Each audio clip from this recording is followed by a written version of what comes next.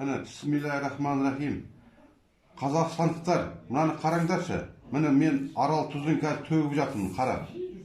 Мынау арал тұзы біз асқа пайдаланамыз. Солай емес пе?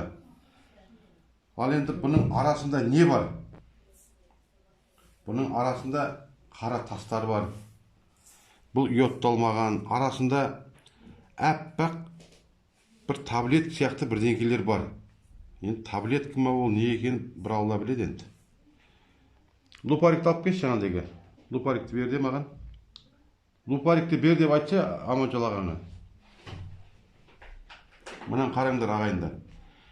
Осындай тұз болады ма? Баяғыда біз қандай тұз жейтін едік? Мына арасын қараңдаршы. Міне. Мына қараңдаршы ағайындар. Міне таблетка мынау. Былай жарық қыл. Міне. Мына арасында аппақ таблетка міне. Мынаның бәрі таблетка. Сонда біз не жеп жатырмыз? Соны білгіміз келеді, ағайындар. Мынаны қарашы міне, шетіндегі. Міне. Міне. Сонда бұны кім қадағалап отыр? Жоғарыдан кім рұқсат беріп отыр? Мына Қытай деген оңбағандар тірідей өлтіретін болды ғой қазақстандықтарды. Қазақтар, оянсаңдаршы. Босыны жеп отыра бересіңдер ме, босында дәріні? Болашақтарыңды ойласыңдаршы. Ақша деп өлесіңдер ғой сендер, жоғардағылар. Қарасыңдаршы, мына контроль жасасаңдаршы. Ұялмайсыңдар ма? Не деген масқара мынау?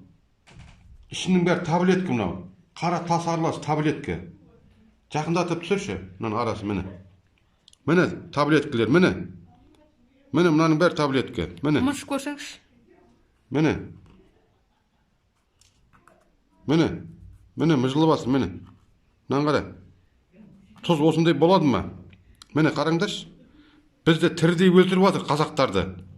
Қытайлар, оңбағандар, қытайлар, доңыз жегіштер. Неге қытайлар кіргізесін жоғардағылар?